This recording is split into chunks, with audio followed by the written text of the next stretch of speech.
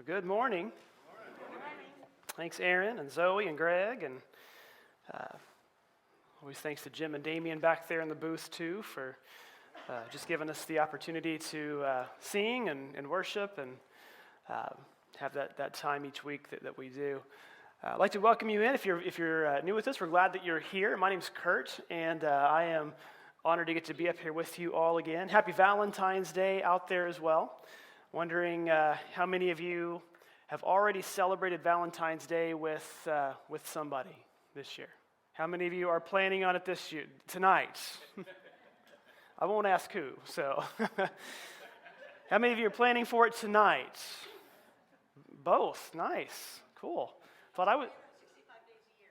365 days a year. No, come on, we're not playing that. Oh.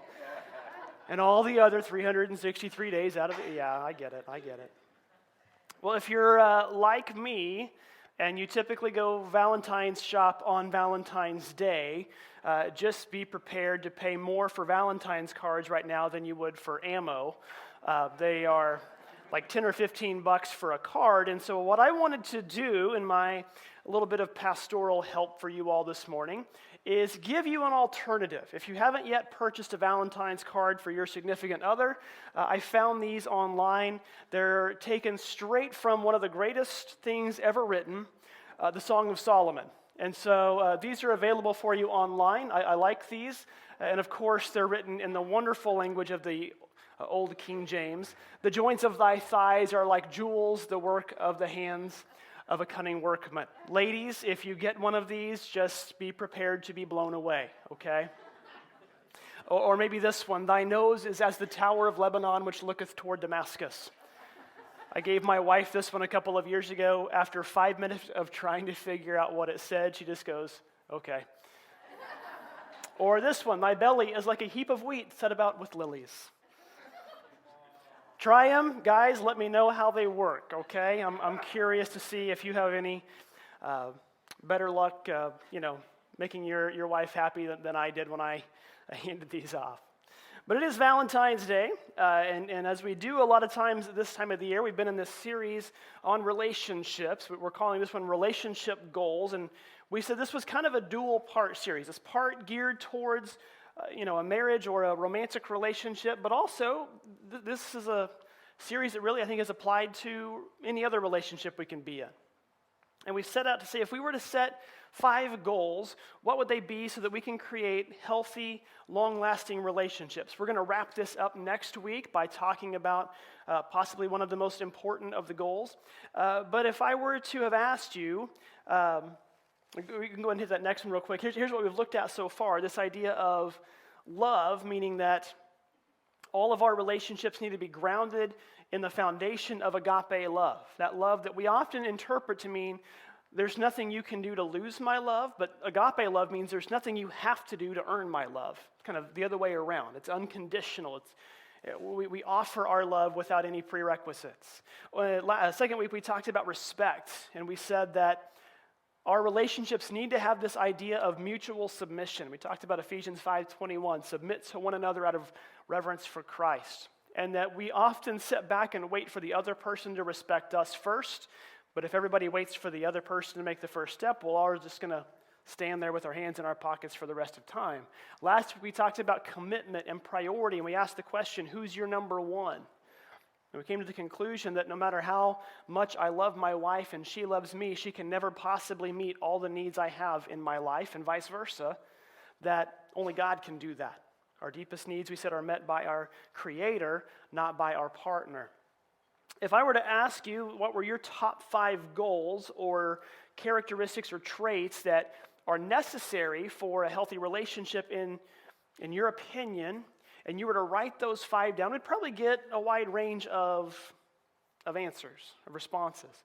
But today's goal we're going to talk about, I would go so far as to say probably almost all of us are going to write this one down, and it's the goal of communication. Now, if you have been married for longer than, I'll say a week, because the honeymoon can last a week, and we don't really need much communication during the honeymoon, if you know what I mean, and if you don't, I don't know how you don't know what I mean, because, I'll leave it at that. But if you've been married for longer than a couple of breaths, you understand the point of communication, why it is necessary. And even if it's not marriage, if it's just another relationship, you understand the importance of communication. And what we're going to do today is a little different take on this with a sermon, because communication is not something you can just go to Google and say, what's the Bible say about communication? And get this nice, long, easy to follow list like you might for love, or like you might for, say, baptism, or forgiveness, or any of these other topics that we often talk about. No, you start getting these different angles of communication. So what we're going to do today is kind of take this two-part. We're going to take the first part and look at what the Bible has to say about communication when it comes to a relationship.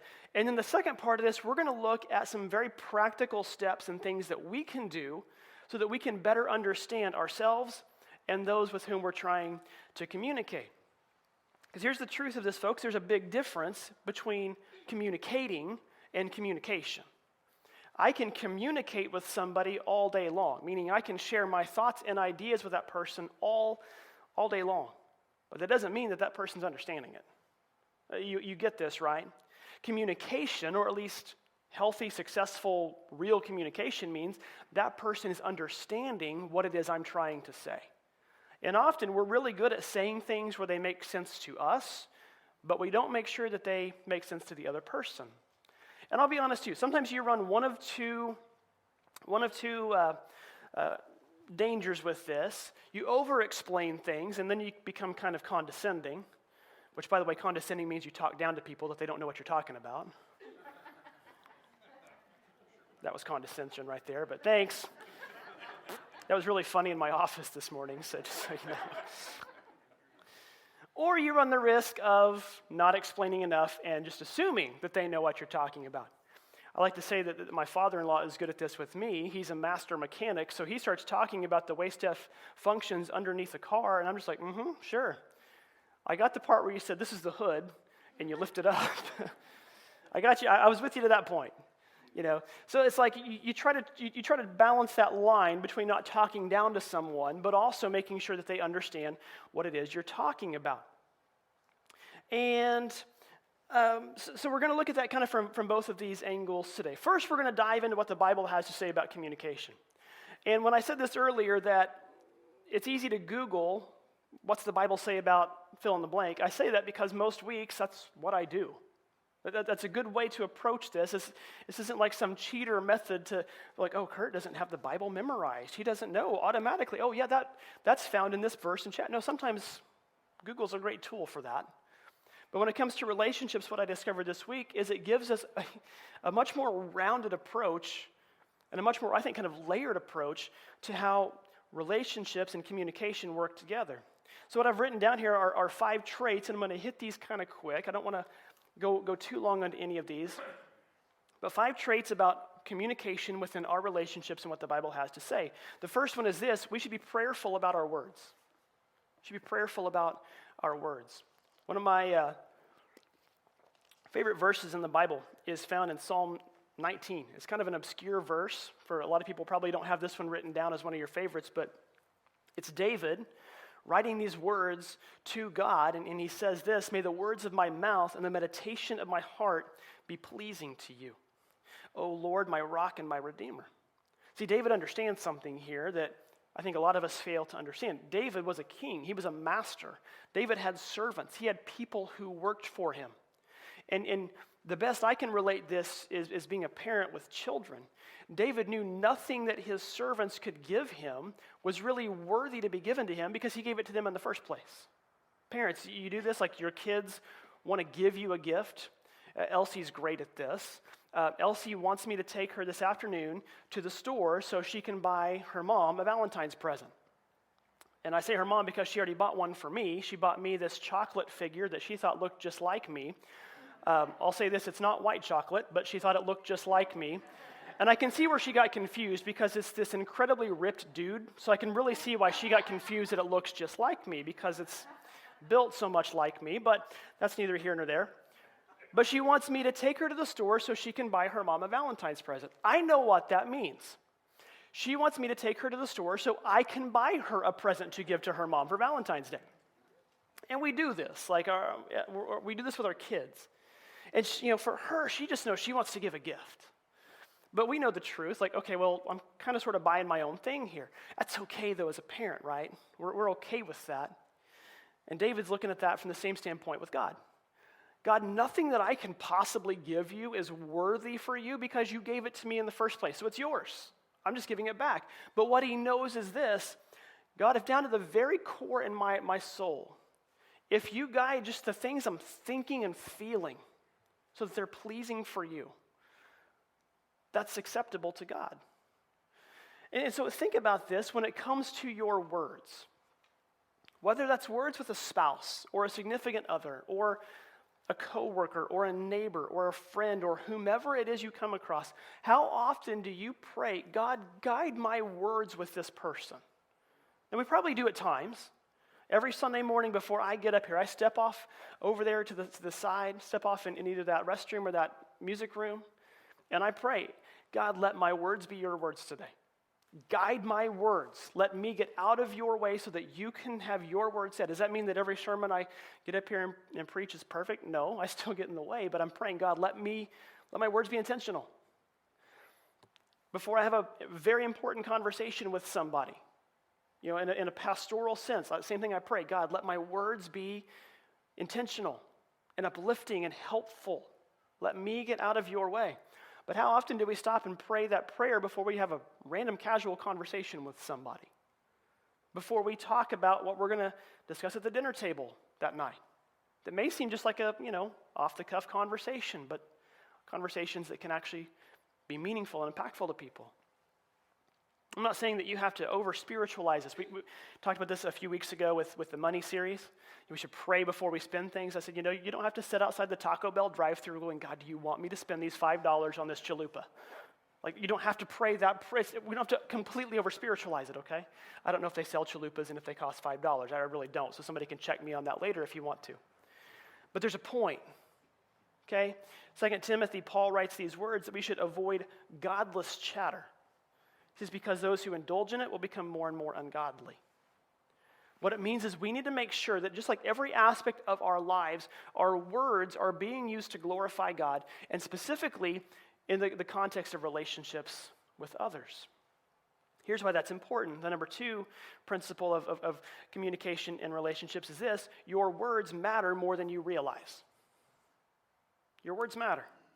I don't know how many of you can recall hearing something, and that phrase you heard will never leave your brain. Okay? Maybe you've heard about the idea of forgive and forget. I can give you my own personal example on this. I can forgive, and I do forgive, but I never forget. Stuff I've heard never leaves my head. And I don't mean just stuff that hurt. I mean stuff that caught me off guard, that shocked me. Okay? And even when we realized later that maybe the situation changed a bit from exactly what was said, I still remember those words. I remember vividly the words my dad said to me when I was 16, when we found out that one of my friends had killed himself. And I'll never forget that word when he said he just killed himself. My dad was a police officer. He had heard the news. We come to find out later, like the next day, it was a horrible accident. He didn't intend to do this. Him and his friends were messing around, and it happened. But I'll never forget that, and I'll never forget how I felt when I thought, why? Why? I mean, just that shock that hit me, right? Words matter. Now, don't hold that against my dad. I mean, I saw the shock in his face too, right? And you can relate this to any instance in life when you've heard something that just hits and sticks. Proverbs chapter 12.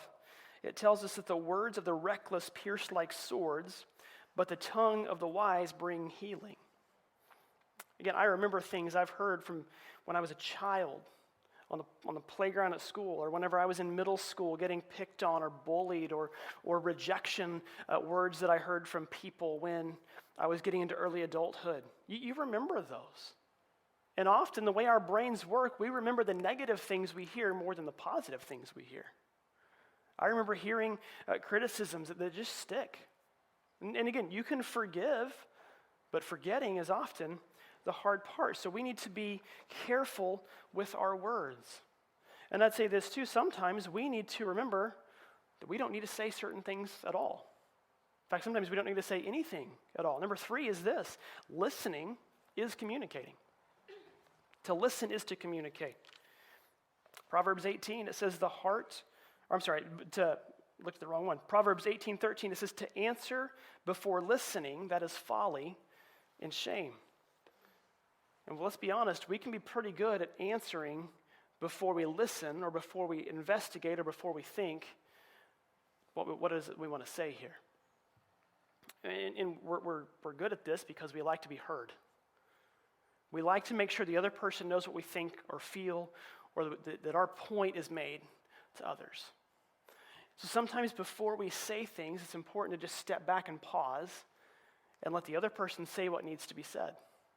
I can get guilty of this because I want to help when somebody's talking. But I know when it's flipped, sometimes I have to tell people, okay, just let me finish talking. It may take a little while, but let me get it all out there, and then give me whatever feedback you want to give me. And I promise I'll sit back and be quiet listening to the feedback. Like, it's just kind of a give and take there. How often do we stop and listen to what somebody else has to say? This is important too in our spiritual lives, because often we think we're not hearing from God. Well, we're not giving God a chance to talk to us. It's like we ask him something, and it's kind of like, talking to one of my kids or my wife, and I'm like, well, it's been 10 seconds. He didn't answer. I guess he didn't hear me. Hey, God! No. Be patient. Be calm. Wait. Listen. Because the more we don't do that, I think the more we get frustrated, and the more that frustration can turn to anger. And here's number 4, anger stifles communication. It stifles communication. Why? Because suddenly we're inwardly focused on what didn't go right for us. James, the brother of Jesus, wrote those famous words in James chapter 1 when he tells us that we should be quick to listen and slow to speak and slow to become angry, because human anger does not produce the righteousness that God desires. When we get angry at something, it's because it didn't go our way. It didn't go the way we thought it should go. And too often, I think we're really good at thinking that we're using righteous anger and we're being angry on God's behalf. And I've noticed in my own life, I'm not very good at being angry. I'm not very good at being mad because I lose control of what I want to say. And I lose control of my ability to say it. And just like I mentioned a few minutes ago, you can't put those words back in the bottle. My grandpa used to say, you can't put the toothpaste back in the tube. You can try all you want, but once words are said, they can't be unsaid. And so for me, I've just decided it's so much easier for me and better for me to let God take care of that part of it, because he's a lot better at it than I am. It's better for me if I just take a step back and catch my breath and relax. Okay, try to find a different solution than anger. Here's number 5. Your communication should build one another up. Kind of mentioned a moment ago that verse from Ephesians 5, verse 21, where it says, submit to one another. You go back a couple weeks ago, we talked how that's kind of a weird verse because it's a bridge, and some people associate it with the husbands and wives passage that follows. Some associate it with the passage that comes before it. I think it works for both, because before it talks about how we should live together with one another in the kingdom, in community. And one of the key verses from that passage is chapter 4, verse 29, when he says, don't let any unwholesome talk come out of your mouths, but only what is helpful for building others up according to their needs, that it might benefit those who listen. Is what you say to a husband or a wife or a friend or a neighbor or a coworker, is it being said in a way that lifts them up? Even if it's a critical comment, is it being said in a way that benefits them, that lifts them up? There's ways to be critical without being cutting and condescending, without making sure that person knows, okay, well, this was the right way to do that. No, there's ways to approach it. There's ways to do that. And it's kind of what I want to get into over the rest of this sermon, because I want to take a step in a different direction and start looking at this from a more practical standpoint. How exactly can we put this to work? How can we communicate better with those around us? Siblings, parents, friends, neighbors, etc. Read a book several years ago that was written by John Maxwell. If you don't know John Maxwell, he's kind of a leadership guru. He speaks at churches and conventions and conferences all over the world.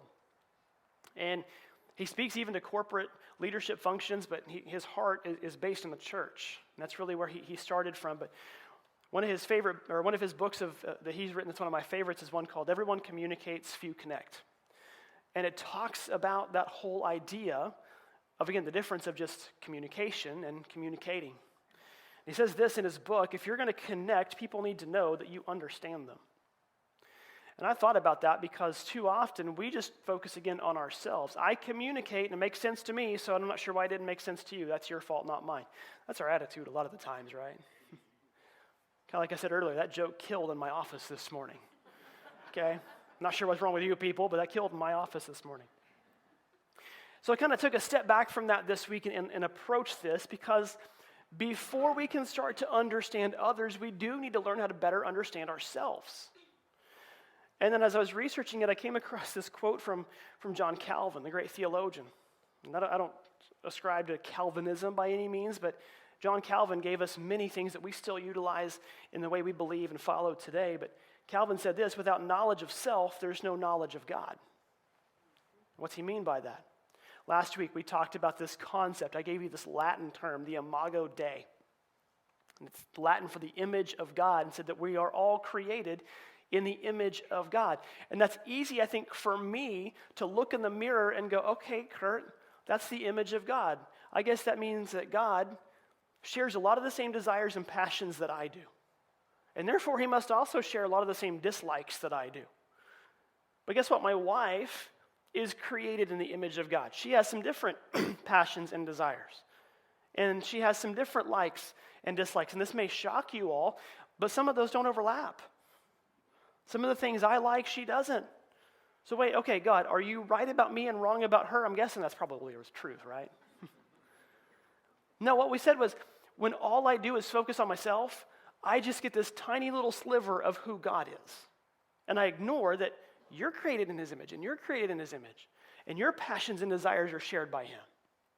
And we start to get a bigger glimpse of God when we get a better understanding of ourselves and of those around us. It also helps us see our flaws. It helps us see where we aren't complete and whole, and where we are in need of grace, where we're in need of his mercy. So, as we do this, what I'm going to talk about over the next few minutes, some of you might roll your eyes at this, but I'm going to talk about how we can utilize tools that are out there on the internet today to help us get a better understanding of ourselves and also of others. Most people call them personality assessments or personality quizzes or tests, different names for them. There's a variety of them out there. But before I jump into these, I kind of want to talk about them for just a moment here, because there's pros and cons to these, okay? The pros are, these assessments help you understand yourself by explaining quirks and traits about your personality that lay the foundation for why you do what you do, for what your passions are. They help you get a grip on that. And I think for me too, when I look at them, they help me understand maybe why I'm not so strong in certain areas, because I'm not wired that way. But, as humans, a lot of times we think we want to be good at everything, or that if we have a fault, that we should fix it. Not that maybe that's just how we're created and wired, okay? But again, I want to put a disclaimer out there because I've been around a lot of people who put so much stock in these things that they automatically go, oh, well, I have no reason for improvement whatsoever because this is who I am. And you need to accept that. And also, too, a lot of people will take that assessment and they'll put it like a label on their chest and be like, okay, well, here's what I am. You need to know that so that you can know how to approach me. And they don't really care about turning it the other way around. I've told a story before about a colleague I had a few years ago. And we were assigned to this team to work together on stuff. And at this particular place, we were taking the DISC assessment.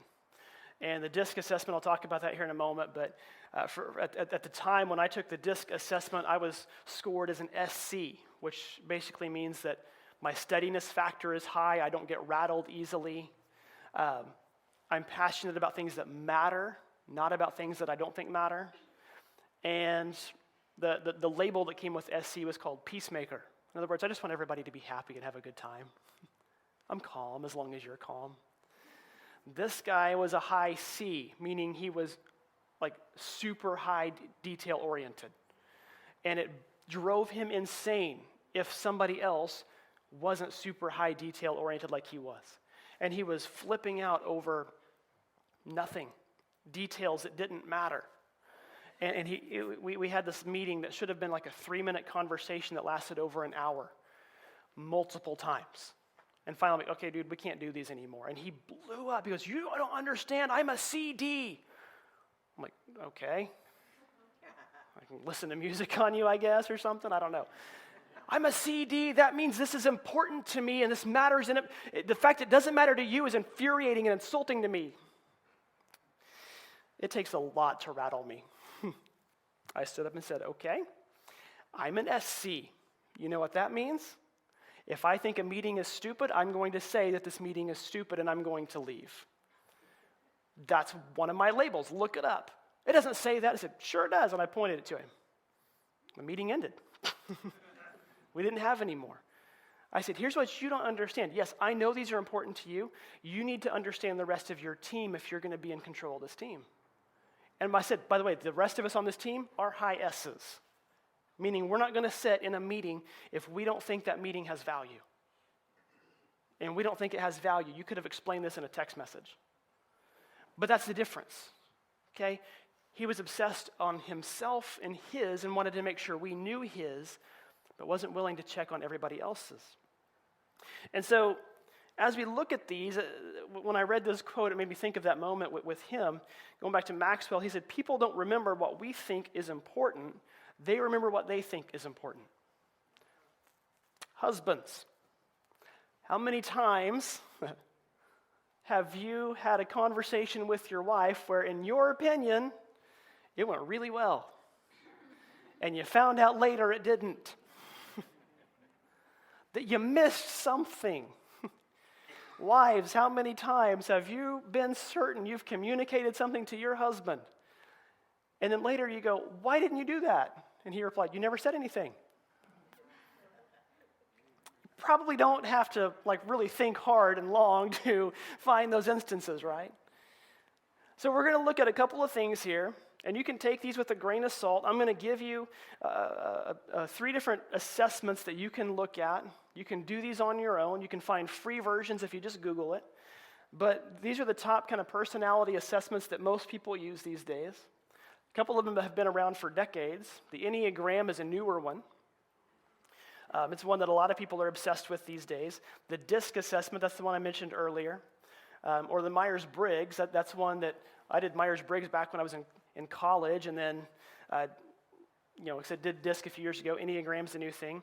But what these do is the DISC, for example, it's based on preferences and natural reactions to life situations. Again, you have these different assessments, and it bases it on 4 types, which the DISC acronym spells out. Dominance, influence, steadiness, and conscientiousness is the C, or detail-oriented. And to kind of give you an example of what DISC means, a lot of times people in leadership positions are high Ds. That's the storm the hill kind of leader. Okay, a high S is more somebody who takes a step back, and they gave us a baseball analogy with DISC. They said a high D is a shortstop or a third baseman. Their first step is in, charging the ball. The high S is a center fielder. Their first step is back to evaluate the situation. And I laughed when she said that because my wife is a high D, I'm a high S. I was a center fielder, she was a shortstop. They nailed that one. Okay? The Myers-Briggs has been around since about World War II. It measures your personalities based on sensation, intuition, feeling, and thinking. And when you take it, you're given a 4-letter combination. For example, you could be what's called an INFJ.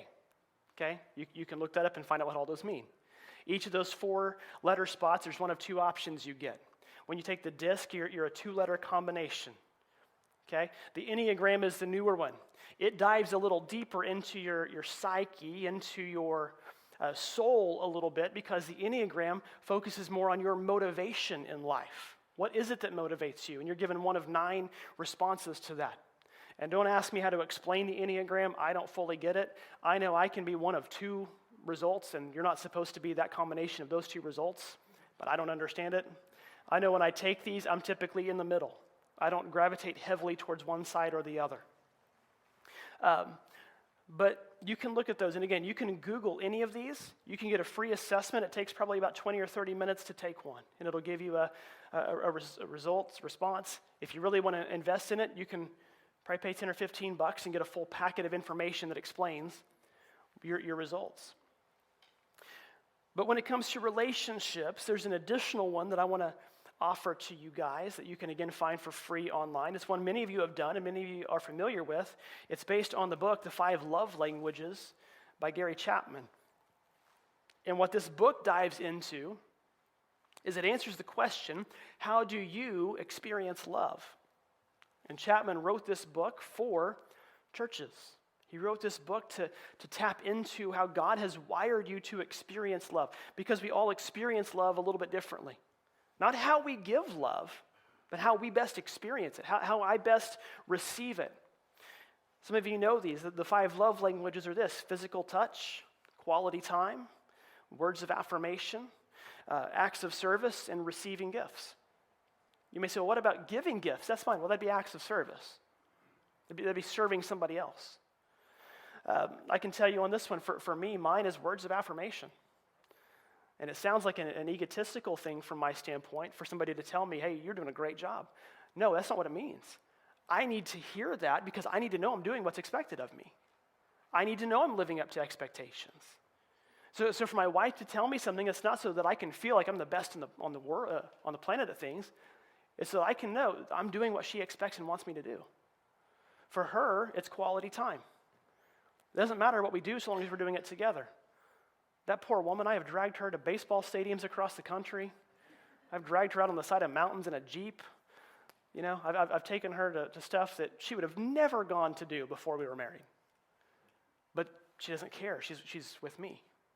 Like that's her thing is just being in the same room. Doesn't matter what we're doing. As long as we're in the same room, breathing the same air, that's a love language for her. And if I were to rank, this is funny for me because if I were to rank these 1 through 5 on how I best receive love, how I give it out, it's flipped. Like for me, I would say it's words of affirmation is number 1, physical touch is 2, acts of service is 3, quality time and receiving gifts in that order. But the one I'm the worst at is giving words of affirmation. I don't know how to explain that, but that's what I'm the worst at. Physical touch is down on my list. Okay? It's just like I flip it back and forth on how I give those off.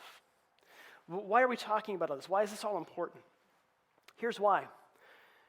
It's easy to know, okay, this is what I want and need in my life.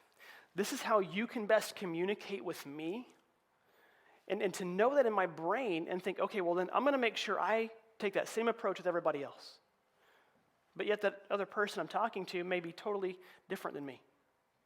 And where for me, those words of affirmation may get into my heart a little bit, which by the way, I mentioned Enneagram. I'm a 3, if you know what those are. Okay, I'm also a 6, and those two numbers don't go together, but whatever. A 3, it's called the performer.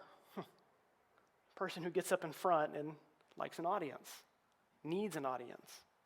That's a 3. Words of affirmation kind of ties to that. Those kind of lump together a little bit, right? It's easy for me to assume that because I'm that way, everybody else is too. But for some people, they don't want that. There's some people that words of affirmation are almost embarrassing. They don't want that. But instead, they just need to know they're loved. So acts of service might be theirs. You see a lot of organizations these days invest in these assessments and invest in these. Why? Because they want their team to know how to function and work together. One of my mentors talks about this. He talks about his assistant. Her name is Jenny.